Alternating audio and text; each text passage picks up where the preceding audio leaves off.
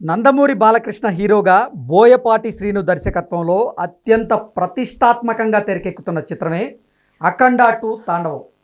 అఖండ 2 ఈ సినిమాకి సంబంధించినటువంటి ట్రైలర్ నిన్న విడుదలైంది. ఈ ట్రైలర్ ఎలా ఉంది, దీని రివ్యూ ఏంటనేది మనం తెలుసుకుందాం. ప్రస్తుతం మనతో పాటున్నారు ప్రముఖ సినీ రాజకీయ విశ్లేషకులు, ప్రముఖ సీనియర్ జర్నలిస్ట్ దుర్గా వడ్లమాని గారు. వారితో మాట్లాడదాం. మేడం నమస్తే అండి. నమస్తే అండి. అఖండ 2 తాండవానికి సంబంధించినటువంటి ట్రైలర్ నిన్న విడుదలైంది.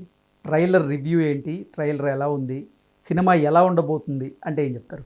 అఖండ 2 అంటే నిన్న ట్రైలర్ అయితే సూపర్ డూపర్ హిట్ అయిందండి. అందరి దగ్గర నుంచి అదే రెస్పాన్స్ వస్తుంది. చాలా మంది గూస్ బంప్స్ వచ్చాయంటున్నారు. మీరు కనుక ఆయన్ని అఘోరాగా చూస్తే చాలా అద్భుతంగా ఉన్నారు బాలయ్య గారు. బాలయ్య ద్విపాత్ర అభినయం అంటున్నారు ఇందులో.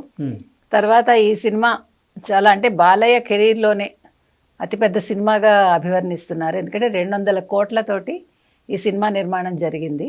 తర్వాత అంతకుముందు అఖండ 60 కోట్లు ఎంతో పెట్టినట్టున్నారు. తర్వాత నిన్న బోయపాటి శ్రీను గురించి మనం ప్రత్యేకంగా చెప్పుకోవాలి. ఒక డైరెక్టర్గా ఎంత అంటే డౌన్ టు ఎర్త్ ఉండి నవ్వుతూ చాలా మామూలుగా ఒక కుర్రాడిలాగా ఉన్నాడు ఆయన నిన్న మనం చూస్తే కనుకైతే. నిన్న చిక్కబళ్ళాపూర్లో జరిగింది కన్నడ రిలీజ్, అదే ట్రైలర్ రిలీజ్ చాలా బాగా జరిగిందండి. శివరాజ్ కుమార్ కూడా అక్కడ ఉన్నారు. అయితే మీరు బాలయ్య గారిని గమనిస్తే కనుక అయితే ఒక చిన్నపిల్లాడు ఎట్లా సంతోషపడతాడో అట్లా చూపిస్తూ ఆయన ట్రైలరు శివరాజ్ కుమార్ తోటి ఆ సౌంజ్ఞలు చేయటం అవంతా చూస్తే చాలా బాగుంది. నాకు మహానటి సినిమాలో మీకు సావిత్రి క్యారెక్టరు తన ఫస్ట్ సినిమా ఊర్లో చూసినప్పుడు అది నేనే అని చెప్తూ ఉంటుంది. మీకు చాలా క్యూట్గా ఉంటుంది ఆ సీను. అట్లా ఆయన నిన్న చేసిందంతా కూడా చాలా బాగుంది. అంటే తను ఒక ప్రేక్షకుడిలాగా యాజ్ ఇఫ్ కొత్తగా చూస్తున్నట్టుగా ఆయన చూపించటం, అవంతా మూమెంట్స్ నాకు నచ్చాయి. తర్వాత ఈ సినిమాలో మహాకుంభమేళ చూపించడం జరిగింది. తర్వాత సర్జికల్ స్ట్రైక్స్ గురించి ఉంది. వీటన్నింటినీ మించి మీకు అసలు అంటే హిందూ ధర్మం గురించి, తర్వాత ఇప్పుడు ముఖ్యంగా మనం అహింస పరమో ధర్మ అనే ఒక శ్లోకం చెప్పేసి అహింసని పాటించాలి మనం అని నేర్పిస్తూ ఉంటాం. కానీ కాదు, అవసరమైతే మనిషి అంటే మనం తిరగబడాలి, సందర్భాన్ని బట్టి మనిషి తిరగబడాలి. దానికి ఆ శ్లోకాన్ని పూర్తిగా సనాతన హైందవ ధర్మం కోసం తిరగబడినా తప్పులేదు అన్నట్లుగా ఆ సారాంశం వచ్చేలాగా ఆయన డైలాగ్ చెప్పారంటారా? డైలాగ్ అని కాదు, మనం నేర్చుకోవాలి. ఇప్పుడు ఏదో ఆయన చెప్పాడు కదా అని చెప్పి ఎవరు పూర్వం చూడండి గాంధీ గారు చెప్పారు ఓ చెంప మీద కొడితే రెండో చెంప చూపించాలని. ఇప్పుడు అవేవి అవసరం లేదు. తేడా వస్తే అవతలివాడు శత్రువు అయినప్పుడు మనం తిరగబడాలి. ఇప్పుడు మామూలుగా అయితే అహింస పరమో ధర్మ అంతవరకే మనం వింటాము. అహింస పరమో ధర్మ ధర్మహింస తదైవచ అంటే అర్థం ఏంటంటే అహింస మానవుని పరమధర్మం, కానీ ధర్మరక్షణ కోసం చేసే ఏ హింస దానికంటే శ్రేష్టమైనది, అంటే మంచిది. అంటే అవసరమైనప్పుడు మీరు హింస చేయటం అనేది తప్పు కాదు. అంటే ధర్మం కోసం చేసేటువంటి హింస ఏదైతే ఉంటుందో అది తప్పు కాదు, తప్పు కాదు. అది ఇందులో ఈ సినిమాలో చెప్పబడింది. అది మీకు మెయిన్గా నాకు అనిపించింది. అంటే మనకి సగం సగం చెప్పి మన బుర్రలు పాడు చేస్తారు, అంతే కదా. మీకు ఇలాంటి సినిమాలు కనుక మీరు చూసారంటే ఇప్పుడు చూడండి, మనకి నేను హిందువునని మనం గర్వంగా చెప్పుకునే ఒక స్థితిలో ఉన్నాం మనం. ఒకప్పుడు ఎవరు ఆచారాలు పాటించలేదు, ఒకప్పుడు బొట్లు కూడా పెట్టుకోలేదు.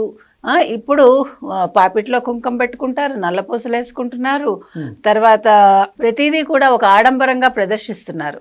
ఇది మా కల్చర్ అని పెళ్ళిళ్ళు కూడా చాలా గ్రాండ్గా అన్నీ కూడా పద్ధతిగా చేసుకుంటున్నారు. అంటే ఒకవేళ సోషల్ మీడియా కోసం చేసుకున్నా, ఫోటోల కోసం చేసుకున్నా దీని వైపు అట్రాక్ట్ అవుతున్నారు. నేను చెప్తున్నది అది.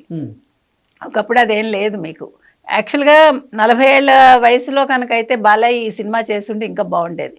కానీ మన కాంగ్రెస్ పాలనలో అసలు హిందువుల్ని పట్టించుకోలేదు, హిందువులకు అసలు ఎటువంటి ఎంటిటీ లేదు, మన చరిత్రే వక్రీకరించారు చెప్పాలంటే, అంతే కదా. మీకు చరిత్ర తీసుకుంటే ఇవాళ చరిత్రను తిరగరాయాల్సిన పని ఎంతైనా ఉంది. ఈ సినిమా కనుక చూస్తే మనకి అంటే మీరు ఒక హిందువుగా దీన్ని చాలా ఎంజాయ్ చేస్తారని నేను అనుకుంటున్నా. అంటే ఇప్పుడు పహల్గామ్ దాడి తీసుకోండి. పహల్గామ్ దాడి అనేది ఏ రకంగా జరిగింది? నువ్వు హిందువా కాదా అని నీ బట్టలిప్పి చూసి వాళ్ళు చంపారంటే వాళ్ళ దాని గురించి ఇవాళ ఒక్క కాంగ్రెస్ వాడు మాట్లాడతాడా? ఒక నాన్ హిందూ మాట్లాడే ధైర్యం ఉందా? ఒక లెఫ్టిస్ట్ మాట్లాడగలడా? ప్రకాష్ రాజ్ జస్ట్ ఆస్కింగ్ అంటాడు, ఎప్పుడైనా ఆ మాట ప్రస్తావించాడా? నేను అనేది ఏ మతమైనా ఏ కులమైనా అన్నీ ప్రశ్నించాలి. తప్పు ఎక్కడ జరిగితే ఎవరిలో జరిగినా కూడా నిలదీయగలగాలి. అది చెయ్యరు, వీళ్ళు వన్ సైడెడ్గా ఉంటారు. నేను అందుకని చెప్తున్నా. కాబట్టి ఇవాళ పెహల్గాం దాడి అందుకే ప్రస్తావించారు. అంటే అవతల వాడు ఎలాంటి వాడైనా తప్పు చేస్తే మేము ఎంత దూరమైనా వెళ్ళి, ఇందాక నేను చెప్పిన హింస మేము చూపిస్తాం అని చెప్పి చేశారు. తర్వాత సర్జికల్ స్ట్రైక్స్ దాని మీద ఉంది ఇందులో. అంటే అన్నీ మన భారతదేశంలో జరిగిన ఇన్సిడెంట్స్ అన్నీ తీసుకొచ్చి, అంటే మనకి తెలియాలి ఎందుకు జరిగింది ఇది, ఇందుకు జరిగింది, మరి ఇది హింస కాదా? కాదు.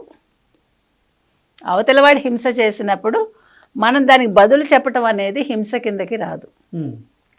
అంటే నాకు అనిపించింది, నేను చెప్తున్నా, నేను అర్థం చేసుకున్నది అది ఈ ట్రైలర్లో.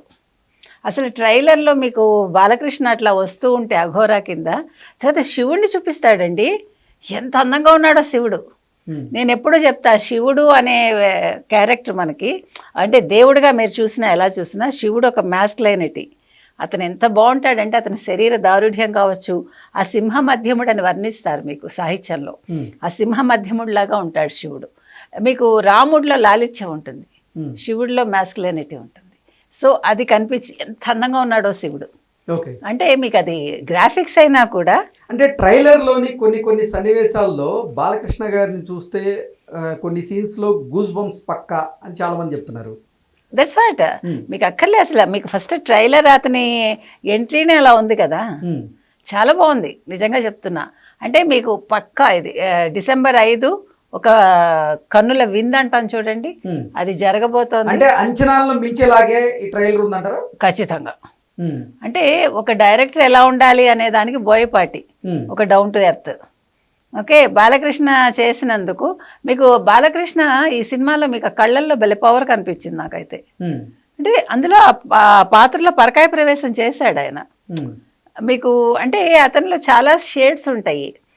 ఒక చిన్నతనం, ఒక చిన్న పిల్లాడిలాగా ఉంటాడు, అంటే ఒక బొళాతనం, అన్ని రకాలుగా అతను సూట్ అవుతారు. కాబట్టి నాకైతే బాలకృష్ణ ఈ సినిమాలో చాలా బాగా చేశారని అనిపించిందండి. ఖచ్చితంగా ఈ సినిమా చాలా పెద్ద హిట్ అవుతుంది, నేను మాటల్లో చెప్పలేను.